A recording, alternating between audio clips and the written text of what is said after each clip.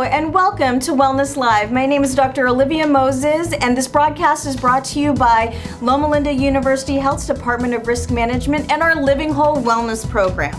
I will be your host today, and today we have a very important topic for you, and that is sleep apnea.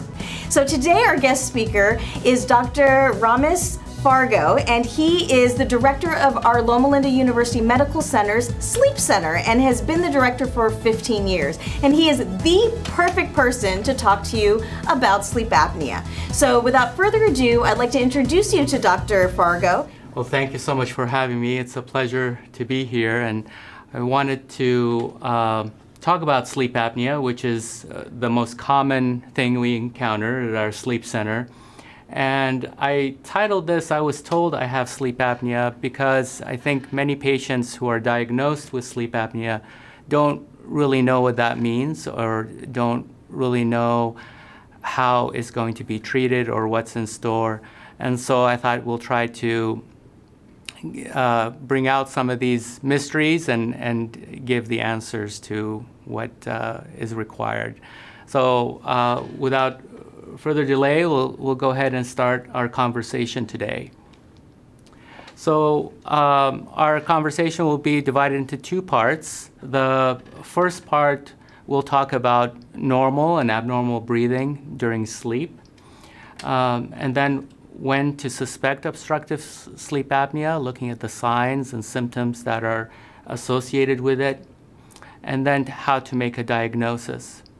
And then we'll break for some questions, and then we'll spend the second half of our talk on the various modes of treatment.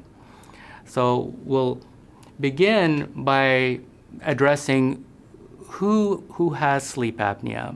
And snoring and obstructive sleep apnea are on a continuum. And so as obstruction begins to happen in the back of the throat, that periodic vibration is what makes the snoring sound. But as that obstruction becomes worse, it finally results in an apnea, which is a cessation of breathing that happens when the tissues of the throat collapse completely. And that can happen lasting, a few seconds to up to 30 seconds or more during an apnea event. The National Sleep Foundation's 2002 Sleep in America poll showed that 37% of adults report that they've had snored at least a few nights a week, while about 27% say they snore every night. And also, men are more affected by this than women. Snoring itself has some disruptive aspects to it, especially for the bed partner. But as the obstruction becomes worse, then we transition into obstructive sleep apnea. And more than 18 million Americans have obstructive sleep apnea. This is usually up to 4% of the female population and up to 4 to 9% of the male population. The obstructive sleep apnea incidence has been increasing over the past few decades, most likely from the increase in the obesity rates in the country.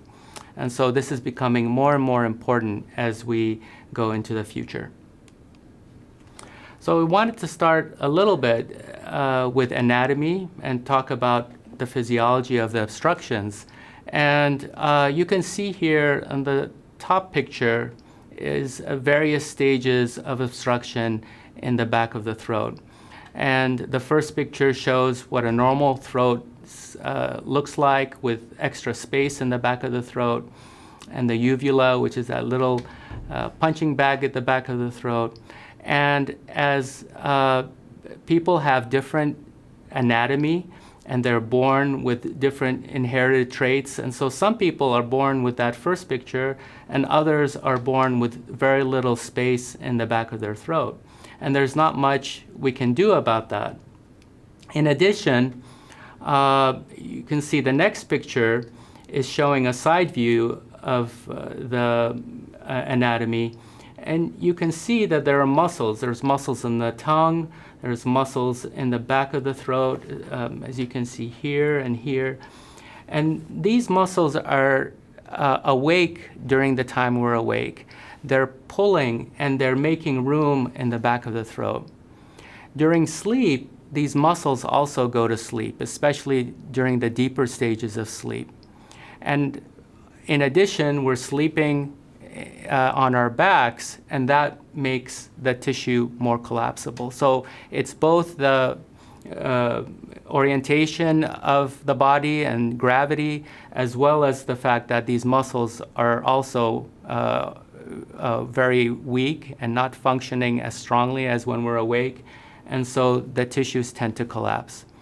And you can see at the lower image a normal and an individual with sleep apnea, and you can see as the amount of fatty tissues deposited as someone gains weight.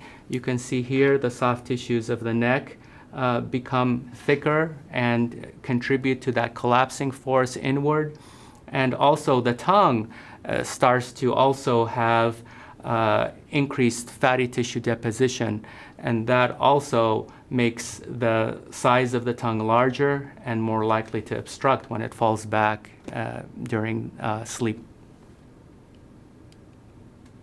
So signs to look for. During the night, obviously many people will snore, and that's very disruptive to their bed partner, who is the one that's awake listening to the snoring. But what concerns the bed partner more than anything is when they hear a lack of breathing that's occurring.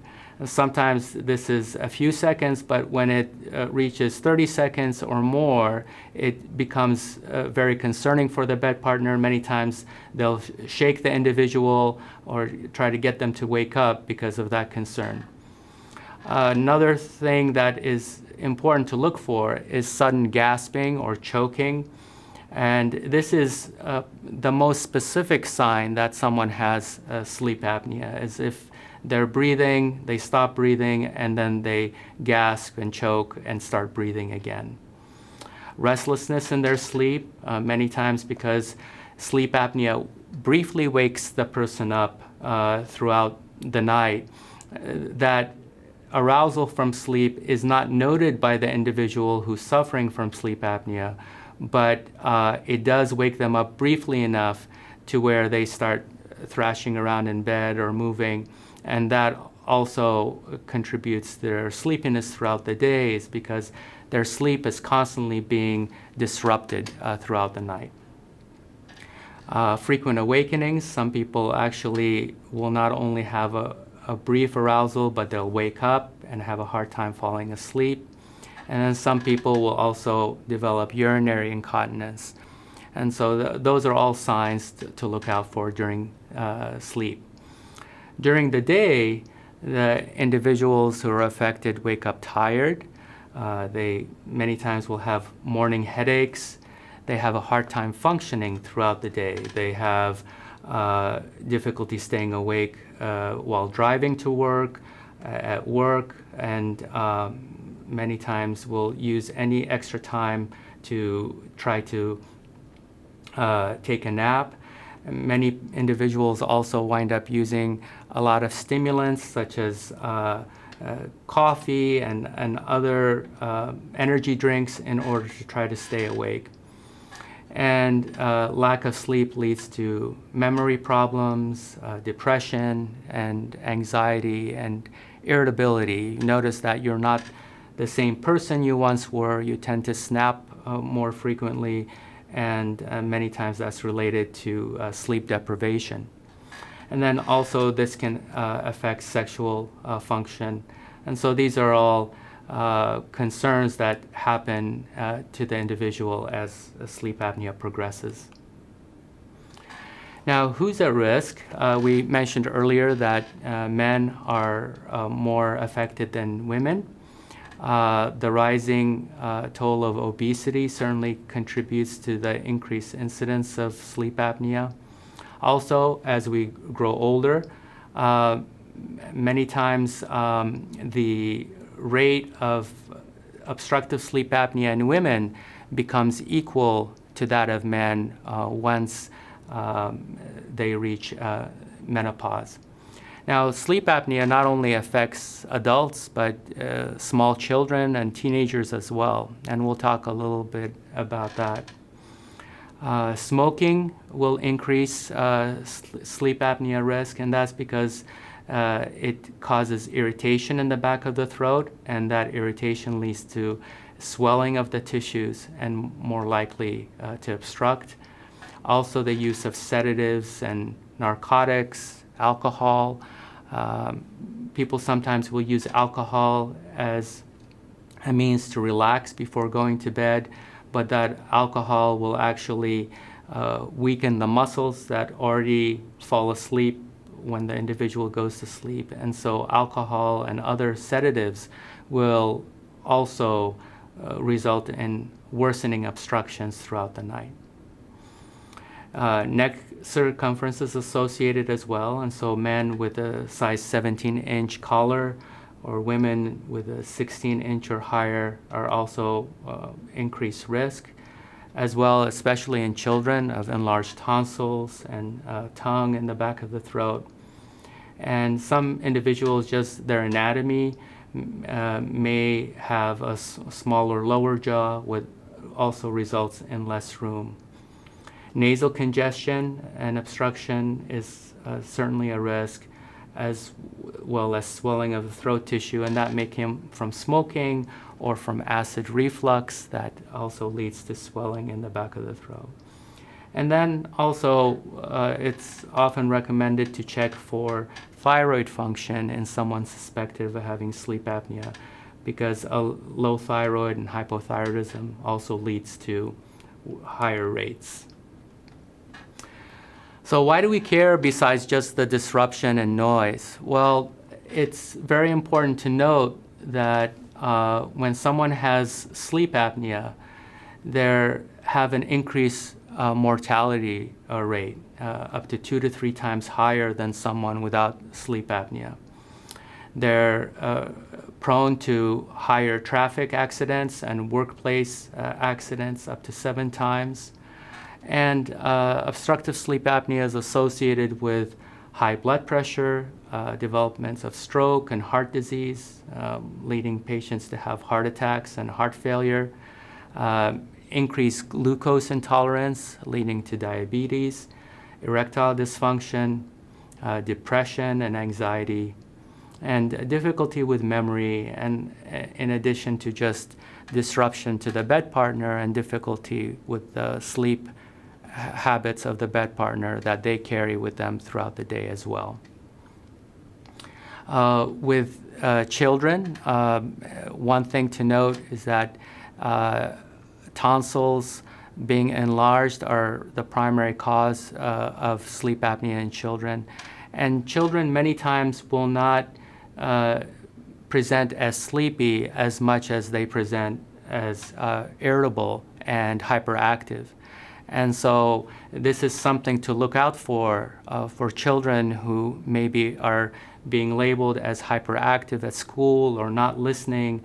If they snore during the night or have sleep problems, it's very important to have them evaluated for sleep disorders, including obstructive sleep apnea, because that might be the cause of their irritability.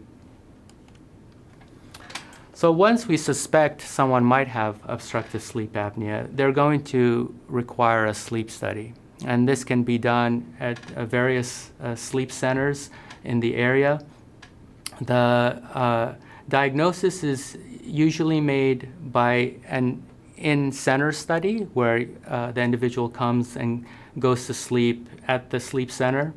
And this sleep study is more involved and has many sensors that will tell specifics about obstructive sleep apnea and other disorders. You can see in the diagram to the left that the individual has a nasal cannula that monitors their breathing.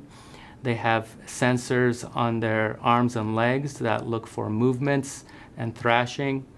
And they have a belt around the chest and the abdominal area that's expanding and retracting and showing that the individual is sleeping. If the airflow from the nose stops, but the abdomen and chest are still moving, it indicates an obstruction is happening in the throat. If the belts and the airflow stops, that indicates that the person isn't breathing. And that's a rarer kind of sleep apnea called central sleep apnea, where the brain is not telling the body to sleep, to breathe. But most commonly, it's obstruction that's the result.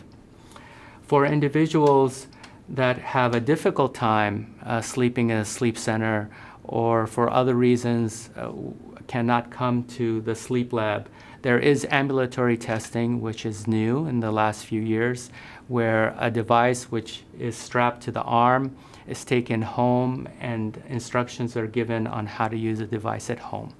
And so those are the two options.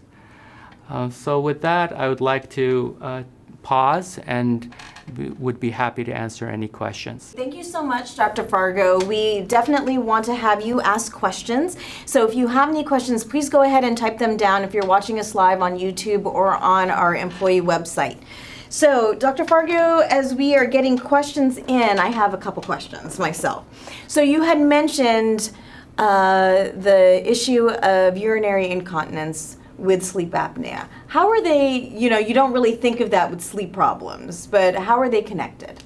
Yes, and so urinary incontinence in adults is obviously very concerning. It's something also to look for in children who have been potty trained, and it's been a couple of years since they've been potty trained, and then now they're having an incontinence again. And so this is something very important to look out for. It's primarily the sleep disruption that's occurring when breathing stops and the oxygen level in the brain starts to drop. The brain panics and sends out a lot of stress hormones. And those stress hormones lead to a higher heart rate, higher blood pressure, and those are the contributors to some of the things we mentioned, such as higher rates of heart attack and other diseases. In addition, that flight or fight response also leads to incontinence in some cases. Okay. What's interesting, a lot of people who have a snoring issue and that type of thing, sometimes people may think that the disruption to the bed partner is the biggest problem about this snoring. So how can we encourage people to get checked? And another question I had too is, can someone say, well, just because I snore, that doesn't mean I have a problem?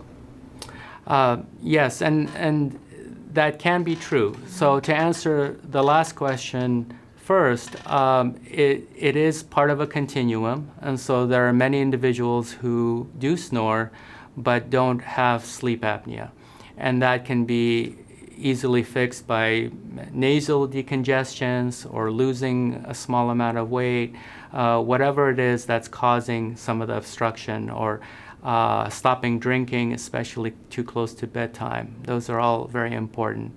As far as recognizing that there is a problem, especially if the individual stops breathing during the night or they're being nudged to wake up because of concern, that is the time then to say, okay, it's not only snoring, but it's something that's leading to cessation in my breathing.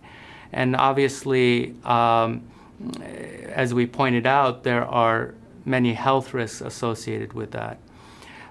Sleepiness during the day and the severity of apnea aren't very well correlated. So some people may have very severe obstructive sleep apnea that is leading to health problems, but they may not feel sleepy throughout the day. And as we talk about treatment, those are the individuals that also have a harder time complying with treatment or recognizing they have a problem because they don't feel very sleepy throughout the day. It's the individuals who have sleep apnea and feel sleepy that think that the therapies are the most wonderful thing because it changes their life and it also helps them recognize that this is an issue that needs treatment. And so we'll talk about both of those issues in the second segment. Perfect. So the last question I have before we go to the second half of your presentation is, what would identify someone to say, are there the top 3 things or 2 things that you say, I need to talk to my doctor about this, or this could be a problem for me? So I guess snoring would be one. Yes, snoring, being sleepy throughout the day, and also recognizing worsening health effects in other diseases. So maybe blood pressure that is rising, requiring more medications, diabetes that is becoming out of control, or other health issues that may be related to worsening sleep apnea. I think it's really important for all of us and our audience to understand that sometimes we just think sleep has to do with sleepiness. That's the only effective, sleep issues is that you're sleepy in the day. But this runs from the heart disease to diabetes this actually runs through probably most systems in the body that we have. Yeah, that's right. Okay. Well, let's get to the second half of your presentation. So we'll talk about treatment. And the first thing to mention is prevention. That's always very important. If we can avoid the disease, it's very important to start with that. The next and most common therapy is CPAP, or continuous positive airway pressure. And we'll talk about CPAP and its advantages. In addition, we can use positional therapy for some milder cases, oral appliances that you wear as a retainer, and then surgical correction may be necessary for some individuals. And then lastly, a newer therapy that's becoming more in the forefront, which is nerve stimulation devices.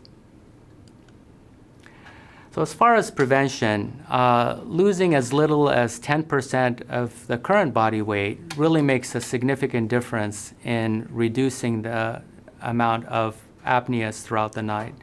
And so that's very important. If someone weighs 200 pounds and loses 20 pounds, it can drastically reduce their sleep apnea severity, and it's very important to consider doing that. Many times it's hard because the individual is already sleepy and they have low energy levels throughout the day, but by using other therapies and trying to get a good night's sleep and being able to start an exercise and diet program, you can make lasting changes in reducing sleep apnea.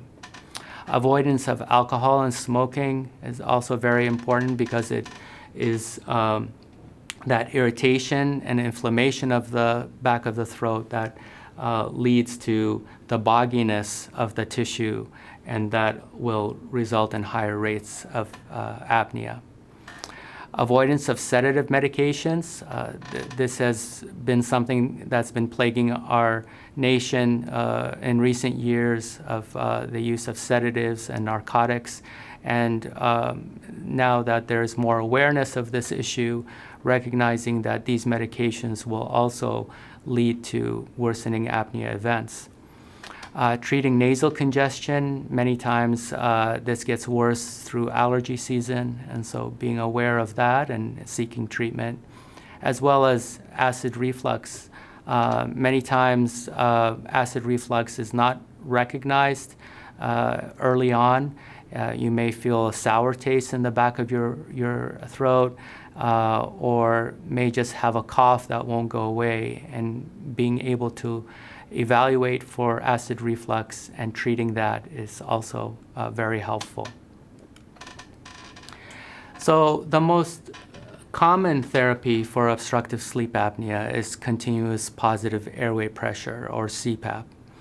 This was invented in the early 1980s and has become the widespread method of treating obstructive sleep apnea. And this device is small enough to fit at the bedside counter. It is basically a reverse vacuum cleaner. It blows air into a tube, and that tube is connected to some type of mask interface. There are various types of masks that can be used. And to increase comfort of the machine, most machines will also have a small water reservoir where distilled water is inserted into the reservoir, and that is used to humidify the air and act like an artificial nose to bring warm, humidified air into the mask and into the individual's throat so that it'll be more comfortable. And that air pressure is basically feels like you may feel when you stick your head out of the window while driving on the freeway. You'll feel this gush of air coming in the back of the throat, yet this air is more comfortable and humidified, and it pushes the tongue and soft tissues out of the way, allowing the individual to breathe. And even though the air is going into the lungs, it's not high enough to prevent the individual from breathing out. And so the air is constant, but the individual is able to breathe in and out. There are other machines that will change with breathing in and out as the person breathes, and those machines are also available for patients who require higher pressures. One of the difficulties with CPAP is that only about 50% of individuals will readily use it. And as I mentioned earlier, those are usually the individuals that are very sleepy. Their sleep apnea affects them to such a degree that they can't function throughout the day. And being able to have a good night's sleep is life-changing for them, and they're able to use the CPAP machine every night.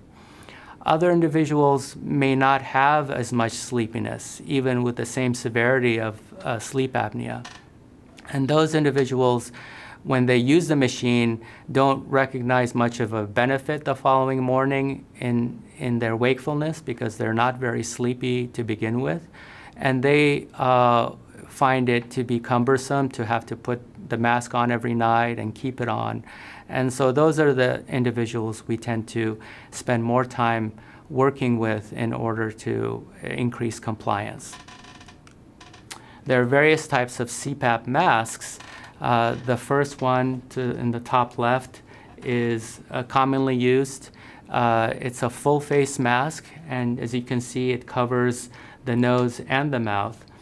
Because many individuals will breathe with their mouth while they're sleeping, it's important to have the air coming through both channels.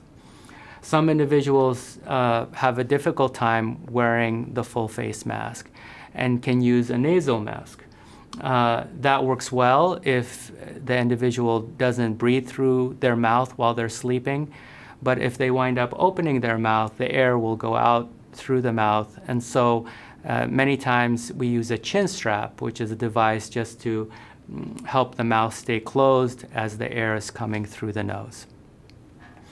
As we go further on, some individuals will have difficulty using either of the prior two masks. And so there's an interface called the nasal pillows interface. And this is like an oxygen cannula, but larger diameter, that goes into the nostrils and provides the air current there. One of the advantages of the nasal pillows is that the individual can still wear glasses on their nose while they have the mask in place. Some individuals need the airflow through the mouth as well. And so there's what's called a hybrid mask that combines the nasal pillows with a lower section that covers the mouth. And then very rarely do we need to go to a total face mask that covers the entire face. Some individuals find this more comfortable because they don't have something directly on their face, but also having the mask cover the entire front of their nose and mouth, and as well as their eyes, may be difficult for other individuals. So it's important to find the right masks, and the sleep center is going to work with the patient in order to find the device that works best. Now, I mentioned about half of individuals have difficulty tolerating their CPAP machine. Many patients will just receive it and use it for a few nights and wind up storing it in the closet rather than using it long-term for its benefits. And so some things that can be done to adjust the machine include a ramp feature. Most machines are set between a pressure of 5 to 20, and especially at higher pressures, putting the mask on and having that higher pressure start can be difficult for some individuals to tolerate. And so the ramp feature will start the individual at a low pressure and gradually over 15 to 30 minutes bring them up to the pressure that they require as they've already fallen asleep. If someone has difficulty falling asleep with the machine and the air that's coming in and the feeling of the mask, we often recommend that they use the machine during the day. So while they're sitting watching TV, putting the mask on as well as turning on the machine and having that device work while their mind is occupied rather than getting used to it in a dark room when they're lying down and trying to fall asleep. There are also behavioral therapies that someone can seek to help demystify the machine and help with getting used to it. And it's very important when using CPAP not only to use it at night, but also during naps, because naps are often not refreshing for the individual, and so they think they may get more rest if they nap, yet they'll have apneas during their naps that require the machine to be used as well. Mask irritation can be addressed by using various different models as well as using liners, as you can see an example on the right. Some individuals have claustrophobia, and so they need different masks, or they need to go through some cognitive behavioral therapy that helps them overcome their feeling of claustrophobia. Some masks, as they wear, will become loose or have leaks, and this can often cause eye irritation. And so getting a properly fit mask, a mask that is exchanged out every few months as it becomes old is important. And also there are liners that can be used to increase the seal, especially if someone has a beard or mustache. And then finally, having a dry throat or stuffy nose, the CPAP machines often have a humidifier that can be adjusted to increase the humidity, to reduce the dryness in the throat, as well as sometimes medications can be used to help with the dryness and congestion that the individual may experience. Oral appliances can be used in milder cases, and these are like retainers that are designed and fitted by a dentist. It's important to make sure that after the device is fitted for the individual, they have a sleep study to follow to make sure that their sleep apnea is improved. There are other body positioning modification devices that will help prevent people from turning to their side, because sleep apnea tends to worsen while sleeping on your back. There's an old school solution where many times the spouse would sew a tennis ball inside a t-shirt and prevent the individual from sleeping on their back. But there are now buzzers, as you can see at the top right, as well as wedges that help with acid reflux and help with the change in position that prevents the individual from sleeping directly on their back. Surgery is appropriate for some individuals. As we mentioned, children many times will have surgery to remove their tonsils and adenoids because of obstruction in the back of the throat. This isn't as effective in adults, and also many times as individuals gain weight, they actually have obstruction in various points in the back of the throat. And so having surgery on one location doesn't necessarily solve the problem. Some individuals have obvious anatomical defects that can be addressed by surgery, but many times surgery is not appropriate and is disappointing for individuals that have it when the major issue is just excess tissue that has developed over years of weight gain. Lastly, there's a new device. It's a nerve stimulation device. It's similar to a pacemaker that's implanted under the skin, and that stimulates muscles in the throat to stay tight and help make room in the back of the throat while the individual is sleeping. This is still a new device. It's showing some promise in some individuals, but it is still relatively new. And CPAP continues to be the primary way we treat sleep apnea. So in summary, obstructive sleep apnea is very common. It may affect someone you know or someone in your household. It can be suspected if there's loud snoring, pauses in breathing, or waking up gasping, especially if the individual is very sleepy and tired throughout the day.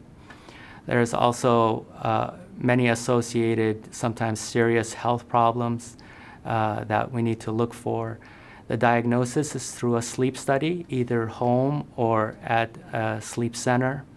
And the common treatments include prevention and continuous positive airway pressure.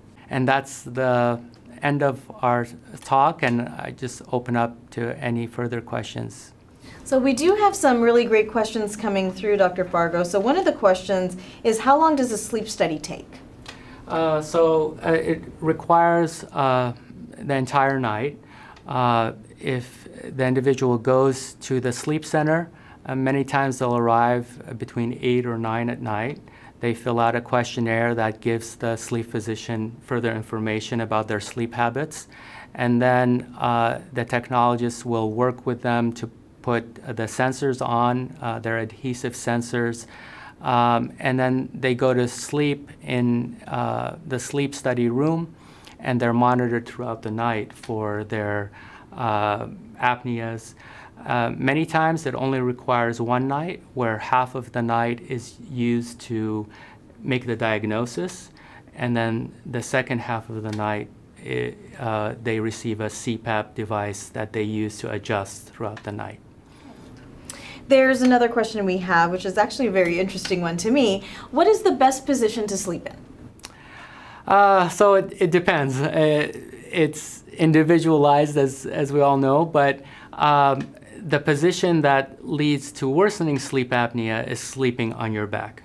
And so that's the thought behind many of the positioning devices, is if you can get individuals to sleep on their side, they'll have less sleep apnea.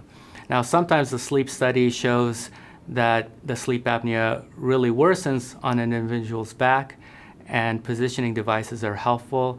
And other times, the individual will not show any difference in whatever position they sleep in. And so in those cases, we wouldn't recommend a positioning device. So I have a couple questions about compliance. So you talked a little bit about compliance, and it's kind of depressing how, it's 50% of people who actually use the the therapies as they should be used. So the question I have is, how do you encourage someone to do that? And I know that maybe someone might be out there that is not complying because they've heard that these things get dirty, you can get infections. What do you say to that too? Yes, and it's important, like any other medical device, it's important to keep it clean, and that requires using sterile water, as well as cleaning the device periodically, and they're instructed on how to do that when they receive the device. But you're absolutely right, it's something that unless we recognize that this is a treatment that is needed, then it's not going to be used. And so some people really find benefit because they're not as sleepy and they comply very well with the treatment. And others will just have to take it by trust that this is going to be something that's beneficial to them, even though it seems to be irritating and an extra chore to put on at night. And those individuals are the ones that we tend to spend more time working with in order to do the best we can to improve their ability to use the machine. And am I correct in saying that sometimes it could be a simple fix that they are just not comfortable with the type of one they've been given, the type of, head device or face device, that they might have to go through a couple until they find what is best for them? That's correct, yeah. Okay. So in closing, one of the questions I wanted to maybe have you emphasize, or maybe not questions or statement to have you emphasize, that even if you don't maybe see the importance of it now, we know that there's a lot of things in the body that things can be going wrong, but you still get up and are functional. Yes. Right? And so if that is a message to all of us, that there are a lot of things that we could be doing to prevent problems from happening that you might not see in the morning after a night of wearing the machine, and we have to wear it consistently. That's correct? Well, I wanted to thank all of you for being here with us for Wellness Live. We're very happy to provide this series for you, and I would like you to join us next time, if you can, live on August 28th at 5:30 Pacific Standard Time to see our presentation with Dr. Beverly Buckles. And she is the Dean of our Loma Linda University School of Behavioral Health, and she will be talking to us about how do we manage through a crisis. So my name is Dr. Olivia Moses, and we'll see you next time.